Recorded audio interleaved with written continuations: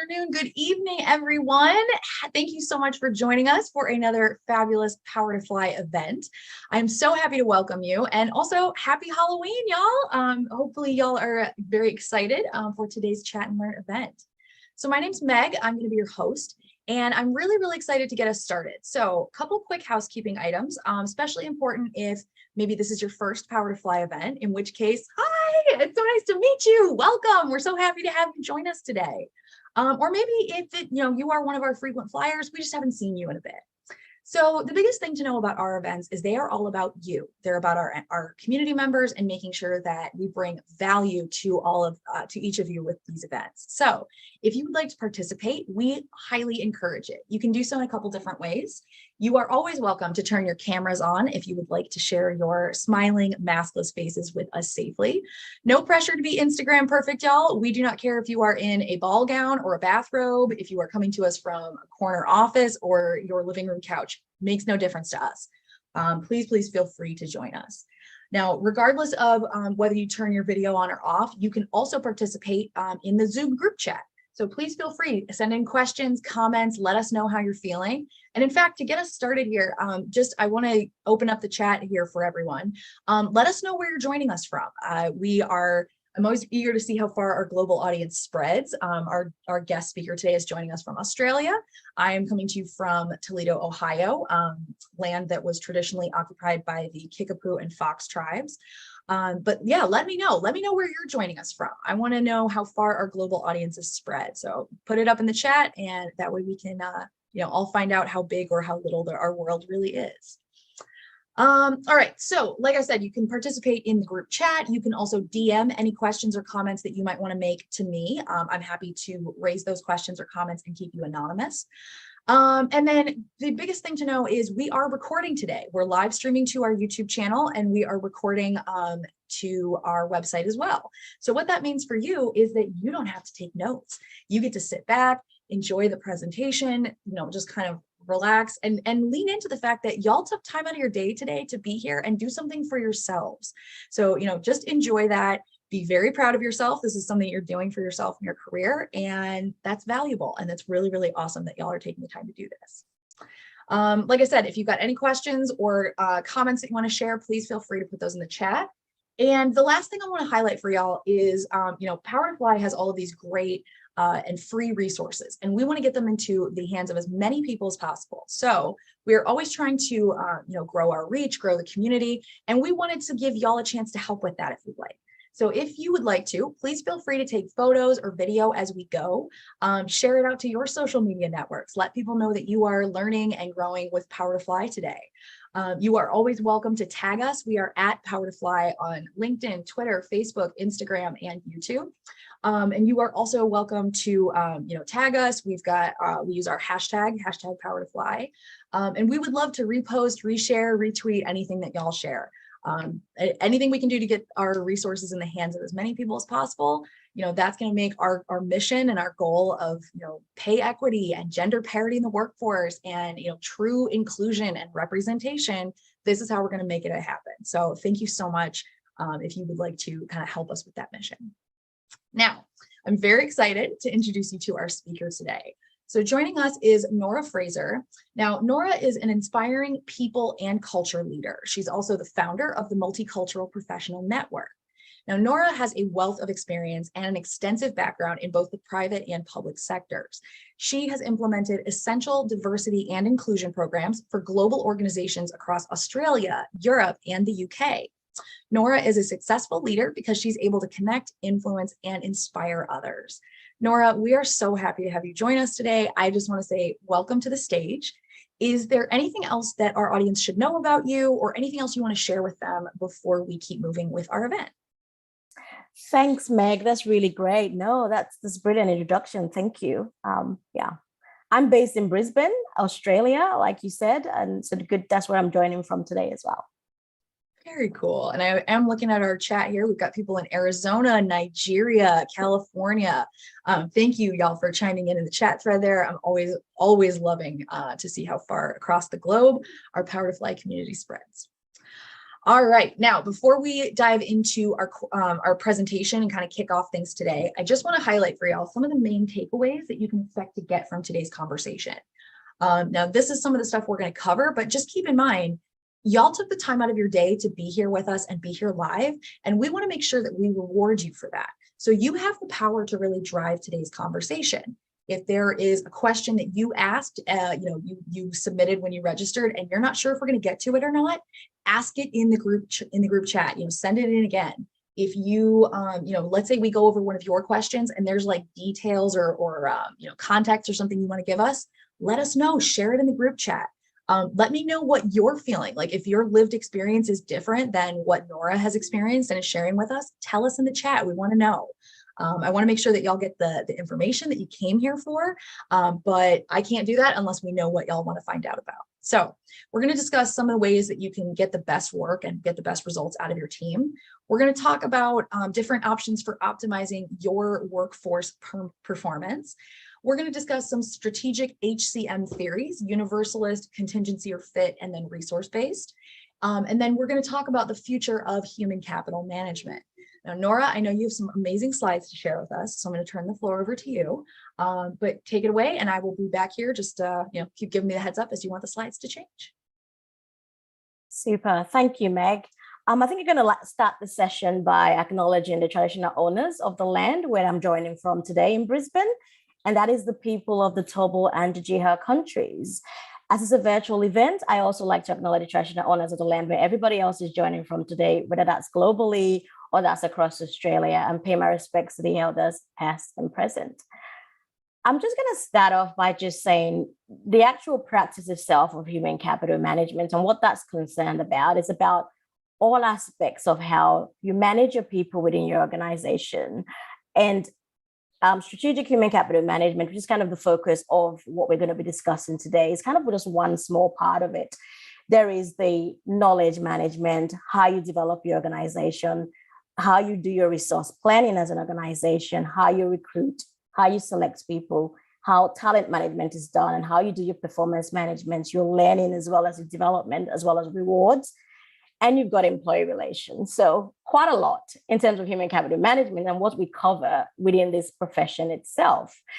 And the actual concept of human capital management actually draws from behavioral sciences and human capital and any industrial relation theories. And some of you on the call might be very well aware of this because you're kind of human capital professionals as well.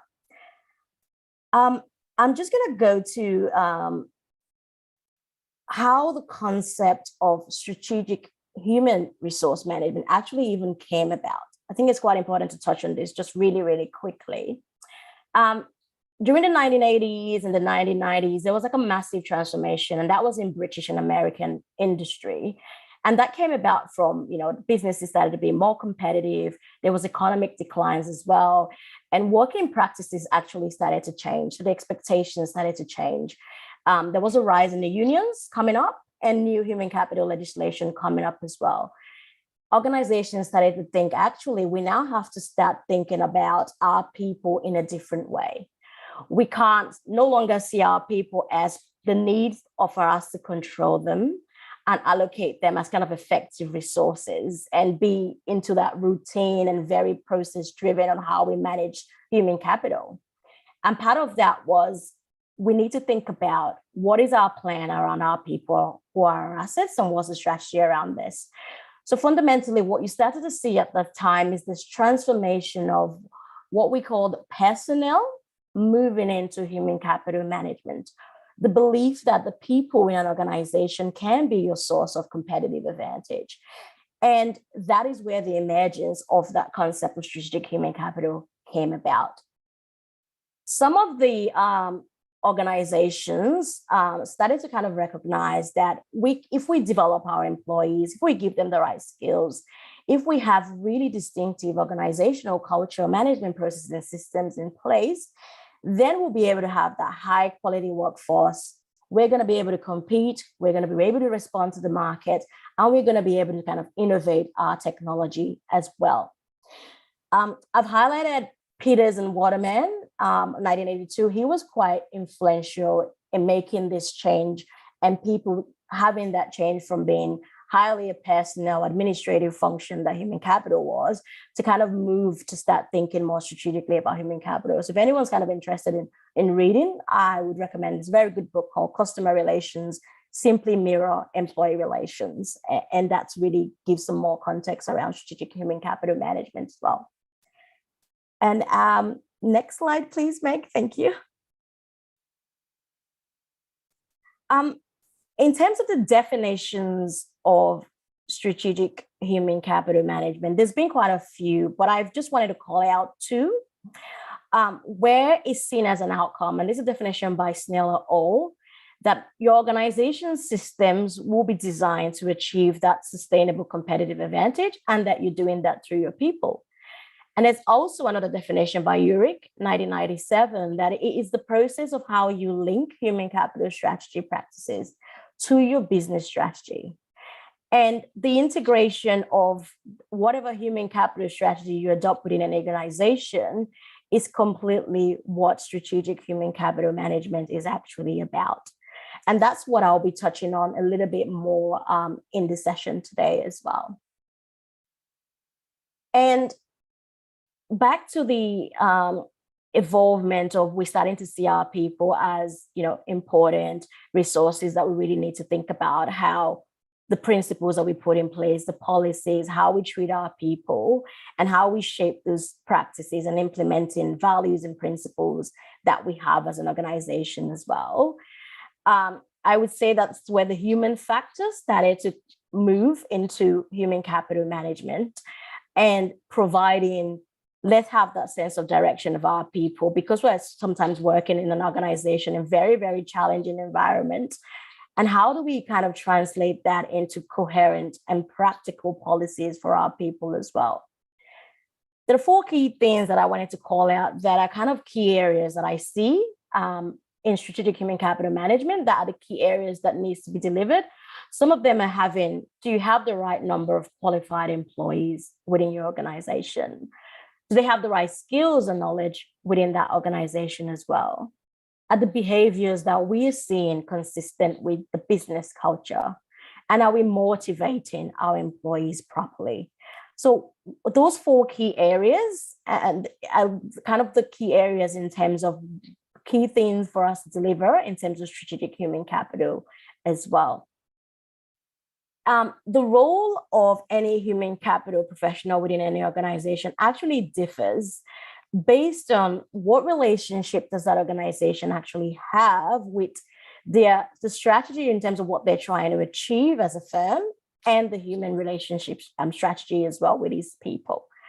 And I'm going to just talk a little bit just about some of the types of relationships that can exist between an organization strategy and the human capital strategy as well. So I think, Meg, we can just move a couple of slides. Thank you. Next one. The next one. And the next one. Thank you. Thank you. Just one back, sorry. Thanks. Thank you very much. I'm just going to talk a little bit about the first kind of relationship that could exist within an organization and this human capital strategy.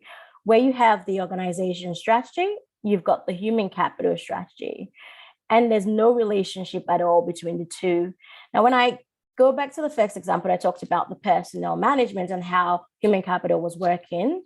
Some organizations still operate like this, especially in very, very smaller companies, where your human capital function is a little bit more than any other function within your organization. And the model kind of just focuses on when there's a human capital issue that comes up within the organization, we will kind of be reactive to that and pick that up. And we don't need to actually invest in having anything strategic about our human capital strategy as well. A step up from that is, just onto the next slide, Meg, thank you, is what we call like the fit model. There is, the organization is starting to recognize our people are a core part of our strategy, but actually we're not fully committed as an organization to actually invest in human capital management. So I kind of call this a bit of personnel plus, where you are now designing what your strategy around your people is to fit what you're trying to achieve as an organization. And that's just like any other department would function. And I think many more organizations actually are in this situation in terms of their relationship between the strategy and the human capital strategy as well. There's that recognition that people are important, our human capital function is important, but we expect our human capital function to define what that plan is, and that plan has to fit what we're trying to achieve as an organization as well. And the next one I'm just going to talk about, which in the next slide, is the dialogue model, where we're starting to recognize as an organization that we need to talk to our human capital function and our strategy. But fundamentally, this model is still largely driven by the organizational strategy. But there is the need to talk to each other, the communication, there's a debate. And there might be times where you have to actually rethink or acknowledge that we might need to change. There might be alternative strategies in how we actually think about our people, and that some of the strategies that we're trying to achieve as a business may actually not be realistic. And we might have to go back and have discussions back and forth with each other. And we've got the holistic model, which is on the next slide, where an organization has a really close involvement between organizational strategy and the human capital strategy. Our people within our organizations is seen as key for us meeting that competitive advantage, not just simply seen as another function that would implement what the organizational strategy is. So human capital within these organizations are the means of how we actually achieve what our business strategy is. It's a very, very close connection between both. And rather than putting human capital as just being operational, they're actually part of and quite closely aligned to what the business strategy is as well. And the final one I'm going to touch on is where you have a relationship, and it's on the next slide, that is completely human capital driven model. The organization kind of places human capital as that prime position, where human capital is actually driving what the organizational strategy is. Where you'd find a model like this, I would say, is kind of a knowledge-based company, where the quality of the people that you have within your organization is what is driving what your organizational strategy is. And you have to put human capital in that primary position. An example I could give would be like a human capital consulting firm, for example, would kind of operate with this type of human capital driven type of model. So what does all that mean? Just conscious I've just talked about models and theories and how that kind of translates in terms of the human capital role within an organization. I'm going to talk about a couple of human capital functional roles. If anyone's kind of interested in a career in human capital and how the link between your organizational strategy and your human capital strategy can actually define what your role within any organization is going to be as a human capital professional. And if we go on to the next slide, Meg, there's a couple here. I'm not going to touch on all of them. There's a couple of type of functional roles. You've got the Legge model of HR power and intervention. You've got Tyson and Fells, you've got Storey and Ulrich and Cardwell. I think generally with all of these HR models and roles is differentiating between what is a strategic human capital role, what is a tactical human capital role, and what is purely an operational type of human capital role. If we go on to the next slide, I'm going to touch a little bit on Legge's HR innovation model.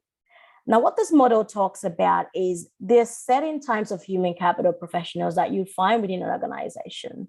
So you've got a conformist innovator, a human capital professional who's within the organization that actually, I'm there, I'm not going to challenge the organization. I'm just going to go with the existing paradigm that exists within the organization and just kind of going along with what the organization wants as that human capital professional. Or otherwise, you could be that deviant innovator, which is a human capital professional who's actually challenging the business, you're persuading line managers to change their way of working. You're resolving organizational problems, and you're doing that through your specialist expertise. Now, if we go back to the models I just talked about, in an organization where there is no link at all between your organizational strategy and the human capital strategy, and there's low investment in the people, you're likely to find a human capital professional operating in the conformist innovator space where they're not challenging the business. It's simply, I'll do what the organization wants me to do, and I'll be very reactive to the organization processes as well. And on the next slide, I'm just going to touch on Storey very, very quickly. Again, it's a very distinctive view around a strategic human capital professional, and one who's simply kind of reactive to management requests as well. It's about different types of human capital professionals that can exist within organizations. You can have the advisor, who is in the strategic bucket, internal consultant in an organization, and actually part of the implementation of top and line and top management. The role itself is strategic, but again, it's not a role that actually intervenes. You're there to be the HR advisor to the business. You're there to provide advice. You're using your specialist expertise to do that as well. Or you can be a change maker. You're really making change as a human capital professional within your organization. And that is based on overall what the business is trying to achieve from a strategic perspective. Now, being a change maker is central to making change within an organization. Would be your role as a human capital professional that is actually quite strategic and interventionary as a human capital professional or human capital manager that sits within that business as well. It's about, I'm going to go beyond, I'm doing the employee contracts. I'm going to go beyond that. I'm going to think about the corporate planning of organization. I'm going to think about, kind of a transformational leadership role within the organization, rather than being somebody who is kind of just simply reactive. And where your strategy is very, very aligned in where you've placed your people in a prime position, you're likely to be doing a role that is around transformational leadership and highly strategic within those organizations as well. And on the next slide, again, a lot of these models are about how you organize your human capital departments, how you organize your human capital functions. And Ulrich talks about, again, different roles that could exist between any organization, especially for very, very large corporations where you've got very big metrics type of models and charts, and how you streamline how your human capital function is working. And the attempt here was about, let's get some clarity on roles and responsibilities about a human capital function. You could have a strategic partner, so someone who's there to manage the development and the growth of your workforce, making things better. They're reviewing the systems and processes. They're delivering what the customer wants and more efficiently doing that as well.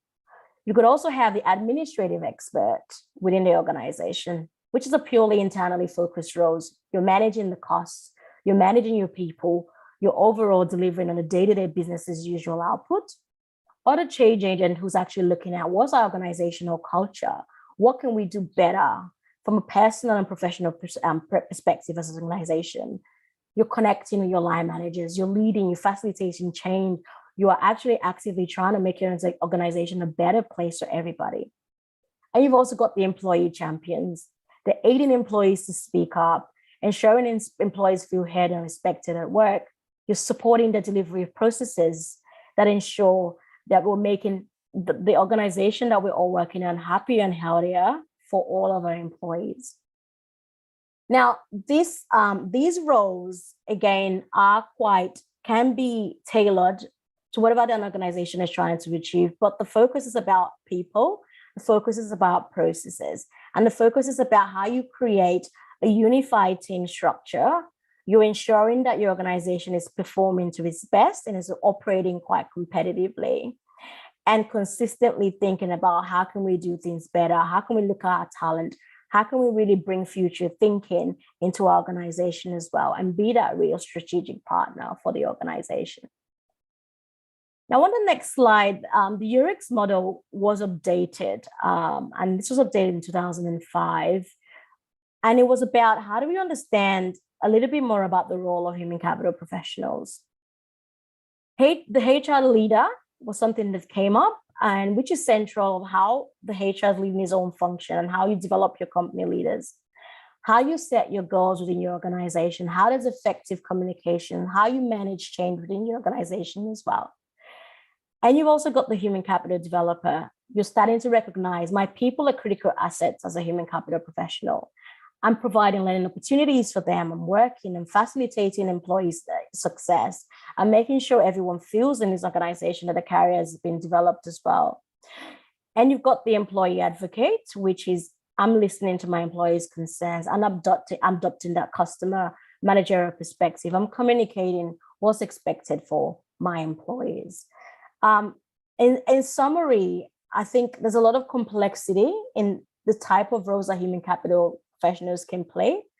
Oftentimes, you might have to change what role you're playing, depending on what organization you're in, and may need like altering circumstances. You might need to take a varied approach. So it's not universal in whatever role you play in any organization as well. But I just wanted to provide some insights in some of the role that some HR specialists might actually operate in, and what that means within that context of an organization. An example is when you're working in an organization where it's purely about repetitive tasks. We give in people roles that are predominantly the same, and we just expect them to be high on efficiency, then it's very likely that the role you play as a human capital professional is not going to be strategic within that organization as well. And usually in small businesses, you'll find that that is the case with some of the human capital function. But I find with my experience, where I've found the most value is really stepping into that space of a strategic human capital professional, really working side by side with the business, aligning with the business strategy, coming up with what the people strategies, and really treating our people as a key part of an organization has actually quite worked really well, and actually the most fulfilling part for me in the role as a human capital professional as well.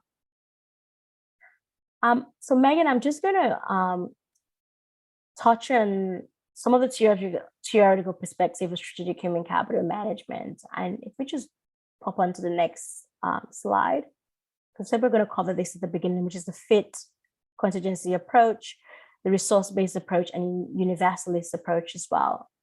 I'm going to touch very, very quickly on each of these. Now, the universalist approach is just based on the idea that when you have a model of human capital management, if you adopt those practices, you will automatically generate that high employee commitment. Now, this really works where you've clearly very linked your human capital management to very strong strategic planning. And the approach really talks about the type of business that you have doesn't really matter.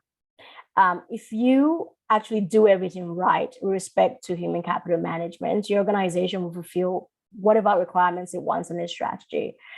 It requires a high commitment from an organization to its human capital, and it also requires a clarity of goals as well to people within that organization as well. And some of the policy goals, which on the next slide, Meg, just talks about having the strategic integration just talked about previously, having the commitment to your people, having some flexibility and quality. And if you have all of those things, that all goals are going to be achieved. Again, this is a model of human capital management, just to touch on that as well, in terms of that universally approach. I think we can just talk a little bit about that. So we can skip that slide around commitment and high performance and flexibility, which is all of the part of the strategic integration, making sure that human capital is fully integrated into your strategic planning. And again, just to touch a little bit more on quality, which I think is on next slide, Meg, thanks, is in terms of having that high commitment to what you're trying to achieve with your people as an organization in all contexts. So irrespective of, whatever the competitive strategy of the organization actually is ensuring that you've got high quality, this flexibility within your employees, and that's been adopted across all of the organization as well, and making sure that those practices really align to that within that organization. And with the fit or contingency approach is how human capital kind of fits with the demands of your business strategy. So you're looking at the external factors. You're also looking at the internal factors as well. How do they all fit together to make that coherent role? And if your strategy as a business is about, we want to innovate, we want quality enhancement, or we want cost reductions, it's about thinking about how do we kind of make that strategy fit to the policies and strategies and activities that we now do in the roles of human capital department. And it's important that when you define what those roles are within the human capital department, that they're quite similar to what the organization is trying to achieve. So if you have a centralized business model, it is important that your human capital function is also centralized. That's what this model is pretty much all about it in summary, in terms of that fit and contingency approach as well to human capital management.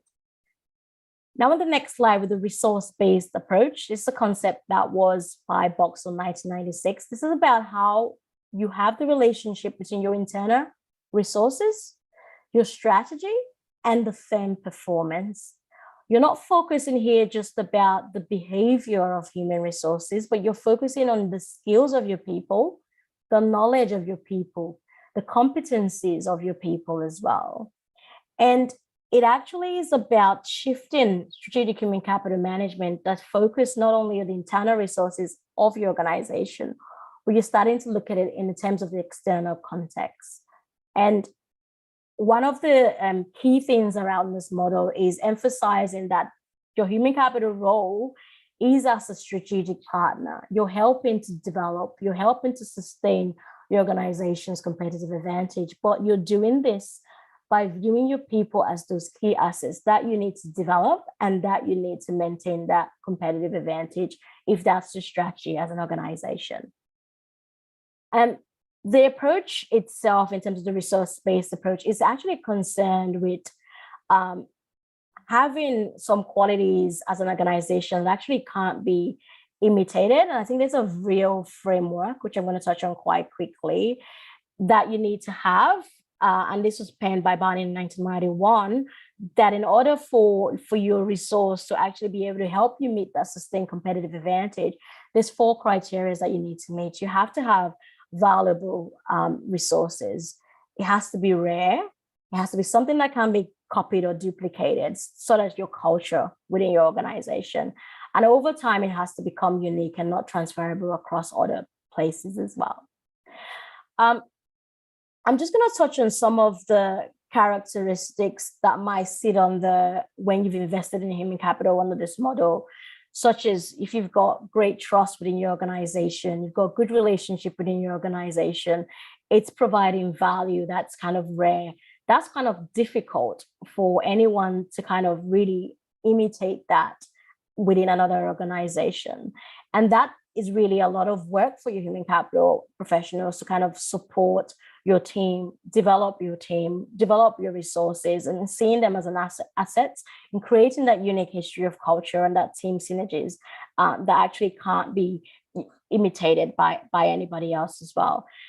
Why I kind of like this resource-based views, it recognizes that your human capital has that ability to kind of fully be integrated into your organization strategy, and ensuring that once your talent is being recruited, you're then developing your talent, you're rewarding them, and you're managing them in a way to reach their full potential. You're really investing in your human capital so they can actually add value to the business, and they're seen as real assets to your organization as well. Just conscious, I've talked about a lot of models and a lot of theories, and I just wanted to really talk about what are the takeaways and what does all of this mean. There are kind of implications for any choice an organization takes in terms of strategic human capital management. All of the approaches and all of the theories actually aim to achieve one thing, and it's about how do we achieve high performance in organizations, and how I would say no single strategy is kind of a right strategy, or this one's better than the next. It's about how do you deliver success and put your human capital in that real prime position. Every single organization is going to be different in how they define their strategy, Every single organization is going to be unique in terms of the situation. The context is going to make a difference. The goals you're trying to achieve in your organization is going to make a difference. The demands of the stakeholders is going to make a difference in terms of what your human capital strategy is going to be. But I guess the important thing for me is that whatever organizations choose to implement is that they're managing their people within that planned and coherent framework that's reflective of what we are trying to achieve as a business within that organization as well. I'm going to just touch a little bit more on two different strategies that could exist and actually could be adopted by two different firms as well. Thanks, Meg. Where we got the cost reduction focus strategies, my strategy as an organization is I'm going to focus on reducing cost. Now, I have fixed job description. I need people to do the same thing day in, day out, repetitive tasks. I need my efficiency to be improved. I'm really focused on the short-term results. That's what's driving me. And I'm driving that by just giving people the basic skills they need to actually just do the role that I needed to do to be efficient. And there's going to be limited development opportunities within that business environment as well. Or I could have a quality focus strategy where actually I'm going to drive competency by having competency-driven job descriptions. I'm going to involve my employees at all levels within the organization. I'm going to have individual and group performance targets for reward, and I'm going to invest in that continuous training and development. And I think how that's adopted will fundamentally, like I said previously, influence the role that a human capital professional is actually playing within those organizations as well. And I talked about strategy, management decision-making, HR models, the strategic human capital field. And I just want to touch a little bit on future of human capital management, where we now see there's a connection between this is the business strategy. We've got to have a connection now with our human capital strategy. And what we're kind of seeing happening next would be there'll be a connection between what's happening in the external market as well, and bringing that into the human capital function. How we also focus on what is the broader picture for us as human capital professionals as well. How we look at what's our general business conditions, what are our stakeholders' expectations, how can human capital kind of start to connect their work to external factors. And setting types of different corporations might favor setting strategies and setting different commitments and how they want to commit to human capital management as well. And that value add of having human capital within your organization is actually quite key for any organization as well. And I'm just going to conclude before I kind of touch on a few questions, is the whole concept of strategic human capital management as well. It's about how we promote strategic thinking, how we kind of involve having a seat at a table as a human capital professional, and how we adopt the strategic mindset, how we link what we're trying to achieve and how we link that to our assets with our employees is quite critical. I've talked a little bit more about some of the theories of human capital management and how a lot of these factors actually would influence what the human capital specialist role is within an organization as well. And how I see the role kind of moving forward in the future is human capital will become that business strategist within an organization. And I think that's going to be that key role for anybody thinking about, I want to carry out human capital management. And that's the key role that I think that I see the role playing as well. The whole human capital management approach is about thinking about your people as that real valuable asset within your organization. How you increase the commitment of your employees? How do we define human capital policies that would fit our company strategies? And how do we actually then use that as an organization to maximize what we're trying to achieve as a business? So I'm just going to pause and thank you so much. Meg, I don't know if you're back on. Mm-hmm. Yep, right here, ready to go. So let me stop sharing my screen here. I just want to say a huge thank you. That was a really, really excellent walkthrough. I am not an HR professional, but I feel like I have a much higher understanding of, really the background that goes into this. Like, obviously if you're not inside of HR, it's pretty easy to just be like, to not have any idea that any of this exists. So I love this kind of sneak peek here. All right, so we've got about 20 minutes left in today's session. If you have questions, please feel free to put them into the group chat. We're going to start reviewing some of your audience questions now. All right, so this first one, Nora, this person said, I've always thought that one of the ways to get the best out of your teams is knowing more about them and the things that they are really good at. How do you suggest I try and get to know my teams better? So if people are trying to do this, and really understand their talent and understand the people, around them, what are some ways that they can try and, foster this of, getting to know people and unpacking some of their maybe secret skills? Yeah, absolutely. There's a couple of ways to be able to do that. And I think for me is being a leader, prioritizing the people that are actually on your team. Overall, when you view your people as their people and they're going to contribute to the overall success of my business, starting to think and manage them like you're kind of like your mentors. And when you head into a mentorship relationship with your team members, you start to have that different relationship with them. They're now starting to view you as that leader, somebody who is now caring about my career. They want to see me feel supported. They want to develop my skills, and they start to trust you. And they start to feel inspired and by you as well, being their leader as well. Something as simple as having lunch with them, right? Not about, I'll get a sandwich and we'll sit in the office. Just join your team for lunch.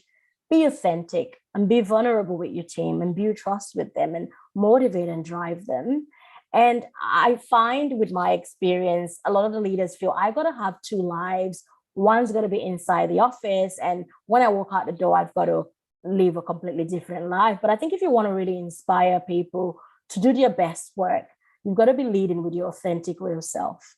And you've got to be encouraging that two-way communication between both of you, getting to know them, asking questions, just creating dialogue that allows them to share their thoughts with you, share their opinions with you, and also share any concerns that they've got with you as well.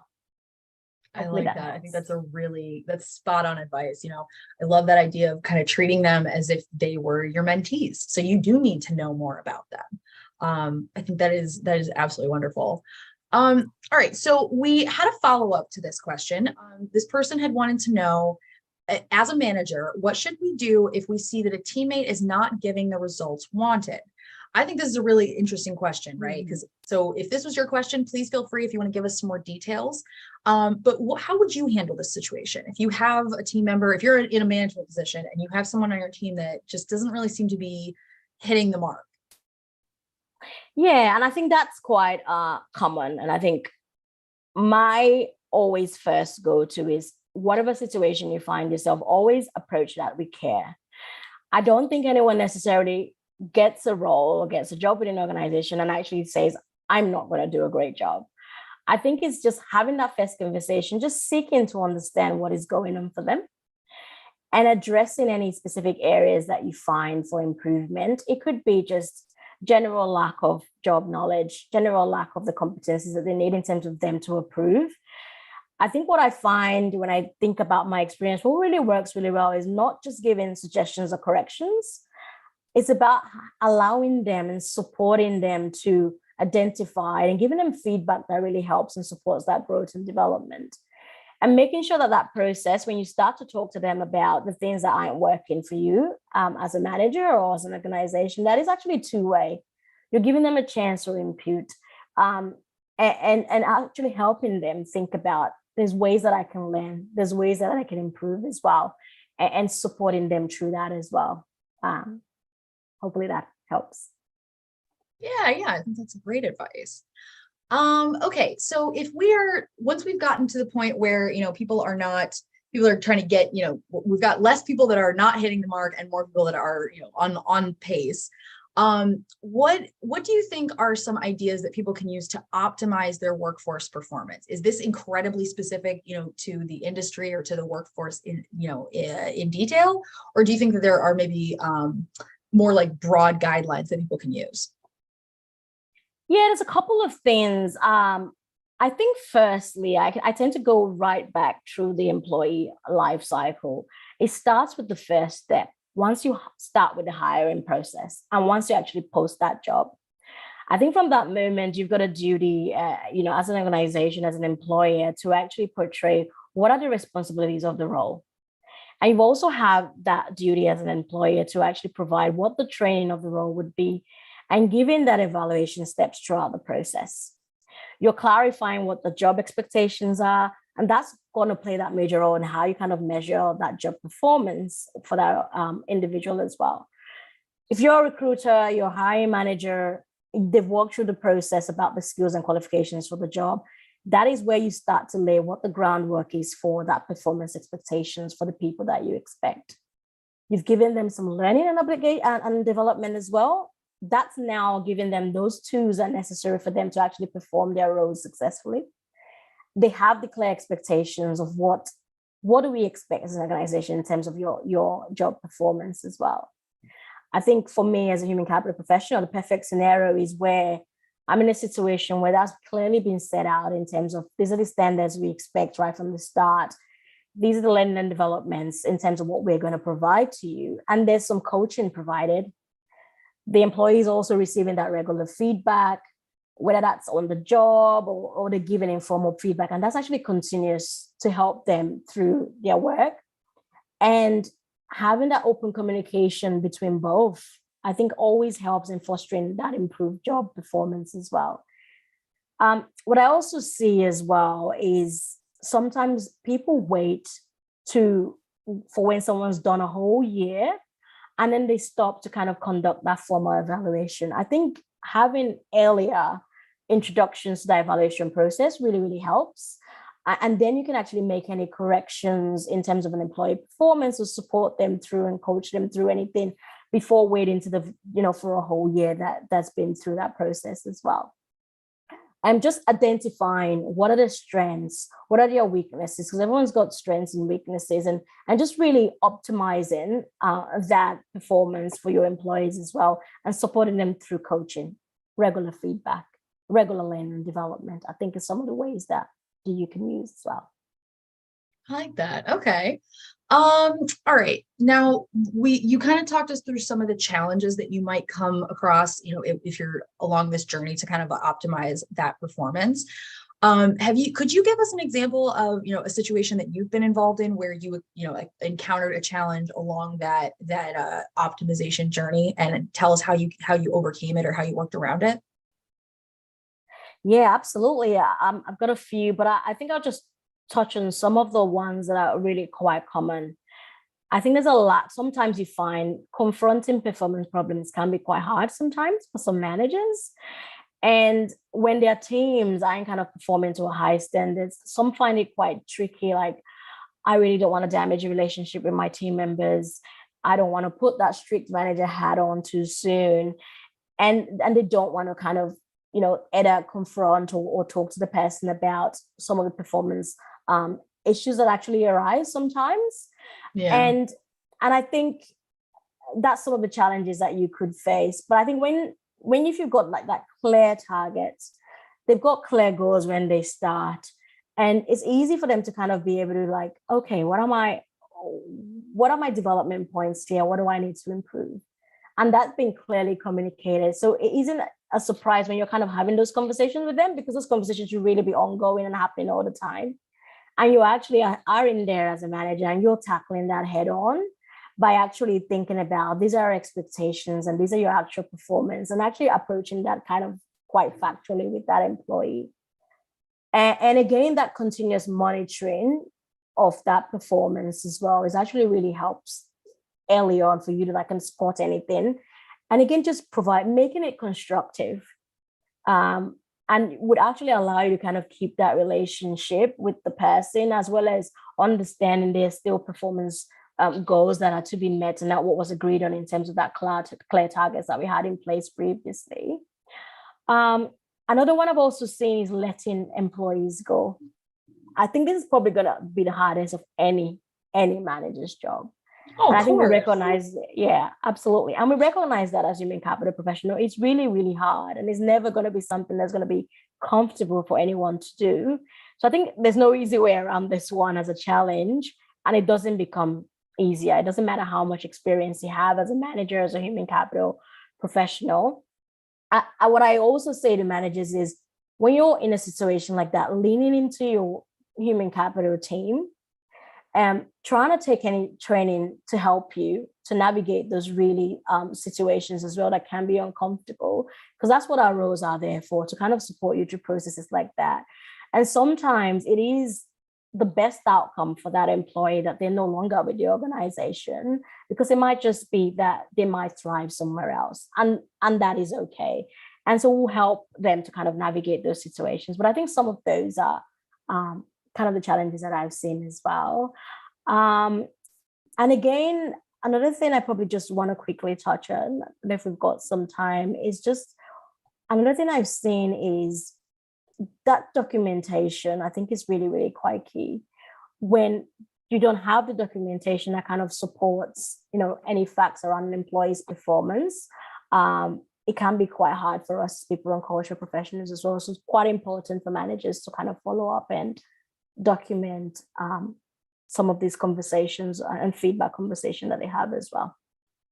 I like that. I mean, it's, I think it's something that I remember from being pretty early on in my career, with hearing that, whatever is said in a performance review, or if your manager, wants to talk to you about like how things are going, none of it should be a surprise, right? It should be something that you have that open communication, you've been discussing it.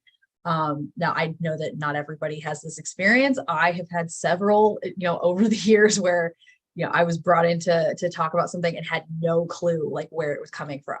And so I don't, the things that you're describing about like kind of, miscommunication or hurdles between the manager and the staff, like these are very common things. And so, I love that we're touching on these ideas. All right, so we've got about 7 minutes left. If you guys have a question, please feel free to send it in, but otherwise I'm going to try to get us to one more question before we close. Let's talk about imposter syndrome. When managers are trying to think about, goal setting for their employees, and when I've had to do this before in the past, I've tried to walk that line between inspirational and achievable, right? You want like that, you want your people to try and aspire to something, but you don't want to make the goal, unreachable to the point that, it's not motivating anymore.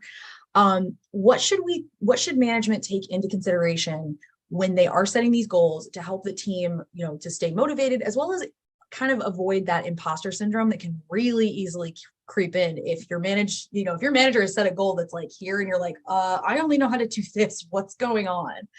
How have you seen this situation handled best? Yeah, and like you said, it's absolutely very, very, very common, and it's a real thing where people feel like I don't belong, I don't deserve the job, and it's about, and I think remote working hasn't really helped.